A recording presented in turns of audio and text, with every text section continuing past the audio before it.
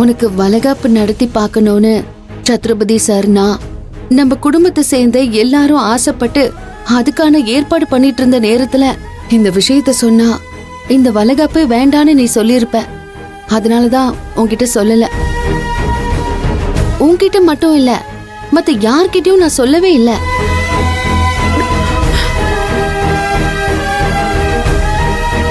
கௌதம் ரொம்ப நல்லவன் மாதிரி நடிச்சாலும் நீ அவனை ஏத்துக்க மாட்ட. இத வச்சே சத்ரபதி சாருக்கு உன் மேல வெறுப்ப வர வைக்கணுங்கிறது தான் இவங்க திட்டமே.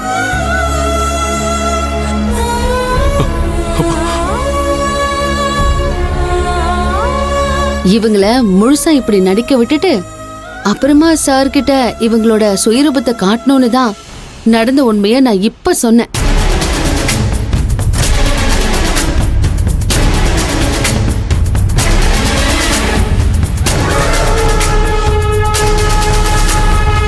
ஏன் மேடம், உங்க பையன் கோணில கட்டி ஏரியில போட்டு என்ன கொலை பண்ண பார்த்தா, இப்ப நீங்க உங்க பையனோட சேர்ந்து என்ன சமாதானப்படுத்தி வீட்டுக்கு கூட்டிட்டு போய் கேஸ் வெடிச்சோ இல்ல வேற ஏதாவது வழியிலயும் உங்க மேல சந்தேகம் வராத மாதிரி என்ன சாகடிக்கிறதுக்கு பிளான் பண்ணிருக்கீங்களா?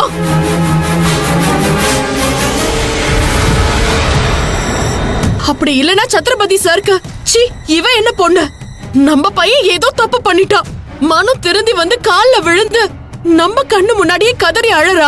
இப்ப கூட இந்த பொண்ணு மனசரங்கி வர மாட்டாளே. அப்படிப்பட்ட பொண்ணு நமக்கு தேவையே இல்ல. மகனே நீ வாடா, இவ நமக்கு தேவையே இல்ல. நான் தான் தேவையே இல்லாம இவளுக்காக உன்னை கஷ்டப்படுத்திட்டேன். நீ வா, நம்ம வீட்டுக்கு போலாம். நம்ம தகுதிக்கு ஏத்த மாதிரி ஒரு பொண்ணை பார்த்து உனக்கு கல்யாணம் பண்ணி வைக்கிறேன்னு சொல்லி கூட்டிட்டு போனோங்கிறதுக்காக இப்படி ஒரு கேவலமான நாடகம் ஆடி இருக்கீங்க. இப்ப உங்க 2 பேரோட சாயமும் செவந்தி மூலமா வெளுத்து போச்சு. இப்ப என்ன பண்ண போறீங்க சொல்லுங்க?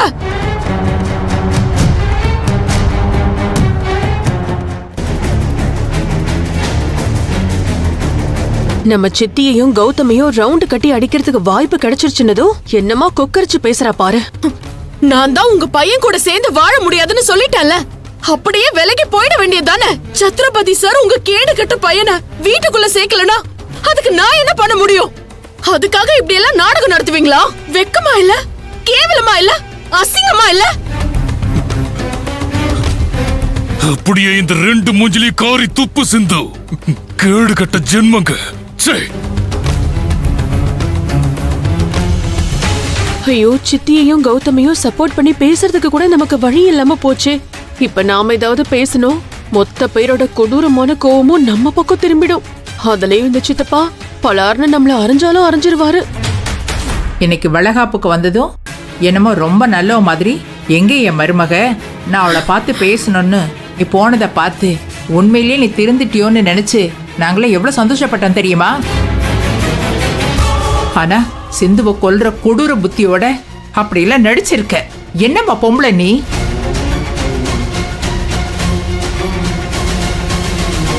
இத பாருங்கம்மா, நீங்களும் உங்க பையனும் நடிக்கிறீங்கன்னு தெரியாம நான் கூட உங்களை முழுசா நம்பிட்டேன்.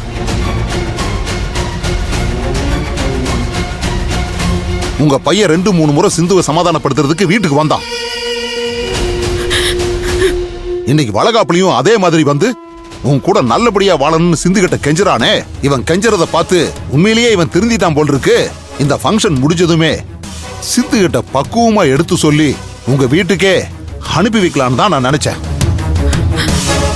ஆனா உங்க பையனும் நீங்களும் தப்பான எண்ணத்தோட தான் இங்க வந்திருக்கீங்கன்னு செவ்வந்தி ஆதாரத்தோட சொன்னதுக்கு அப்புறம் தானே தெரியுது. மனசுக்கு ரொம்ப வேதனையா இருக்குமா?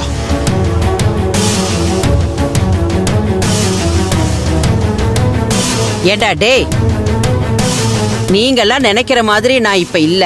இப்ப நான் நல்ல விதமா மாறிட்டேன். நீ இல்லாத வாழ்க்கையை என்னால நினைச்சு கூட பார்க்க முடியாது. என்ன மன்னிச்சு ஏத்துக்கன்னு சிந்துவோட காலை புடிச்சுக்கிட்டு என்னமோ பெரிய நல்லவனாட்ட கதறி அழுதியடா. ஐயோ, இந்த பையன் பாவம்னு நானே உன் மேல பரிதாபப்பட்டுட்டேன்டா.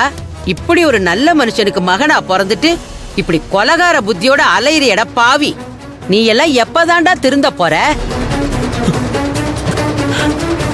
நான் தான் உங்ககிட்ட எல்லாம் ஏற்கனவே சொல்லிருக்கேன்ல பாட்டி, இவன் திருந்தவே மாட்டான். சாகுற வரைக்கும் இவன் இப்படிதான் இருப்பான். இவன் சிந்துவோட காலை புடிச்சு அழுதப்ப என் காலை விடுன்னு சிந்து லேசாதான் உதர்னாங்க. உடனே இவனை எட்டி உதைச்சதுனாலதான் கீழே உருண்டா மாதிரி விழுந்தான் பாத்தீங்களா? அப்பவே எனக்கு இவன் மேல டவுட் வந்துருச்சு. உடனே ரேவதி ஆண்டியும் சத்ரபதி சார் கிட்ட நம்ம பையனை எப்படி உதைச்சு தள்ளுறா பாத்தீங்களான்னு சொல்லும் போதே நினைச்சேன் இவங்க சார சிந்துக்கு எதிராக திருப்பறதுக்கு தான் இப்படி நடிக்கிறாங்கன்னு. எனக்கு இன்னும் சந்தேகம் பலமாயிடுச்சு. உடனே தோ இந்த அம்மாவும் நம்ம தம்பி இந்த அளவுக்கு கீழே இறங்கி வந்து கெஞ்சியும் அவ தம்பியை ஏத்துக்க மாட்டான்றா. இதுக்கு மேல என்ன பண்ணிதான் அவளை சமாதானப்படுத்துறதுன்னு சொன்னப்பவே இது மொத்தமா ஸ்கிரிப்டட் டிராமா மாதிரி இருக்குன்னு சந்தேகப்பட்டேன். அண்ணி சொன்னதுக்கு அப்புறம் எல்லாம் உண்மை ஆயிடுச்சு.